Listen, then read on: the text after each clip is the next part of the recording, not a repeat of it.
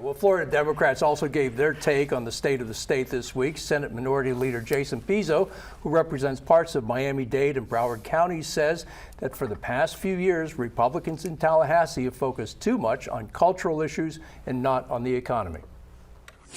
Certainly no serious Democrat sought to expand any of the policies or positions Republicans claimed were so rampant and so necessary to defeat.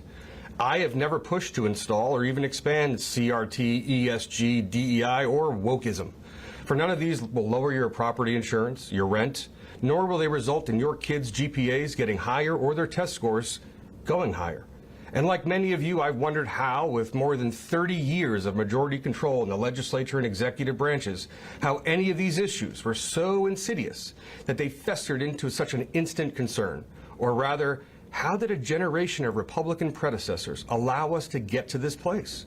And more important, why did these academic issues so dominate our time and capacity instead of paying attention to failing infrastructure, plummeting test scores, spikes in homeowners insurance, and housing costs? So, Barry, I think it's fair to say there's been a lot of emphasis in Tallahassee recently on DEI, on black history, on wokeism, fighting wokeism. The governor says this is the state where wokeism comes to die. Yeah, exactly.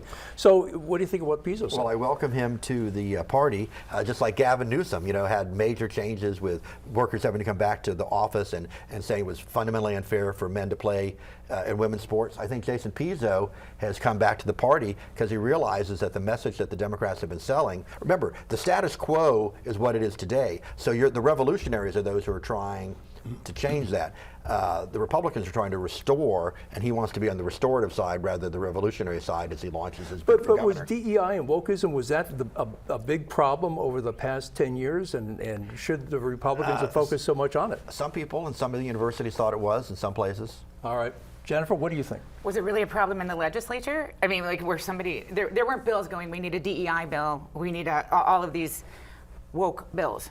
There was some things that were, in my opinion, humanitarian that were presented, but the Republicans did an excellent job over the last, 4 years of hanging this around our neck as an albatross to weigh us down and to deflect from the actual people-powered bills that we would put forward. I mean, in our own county, we have a Representative Lindsey Cross who's consistently putting forth common sense bills. They go nowhere because we get framed with wokeism.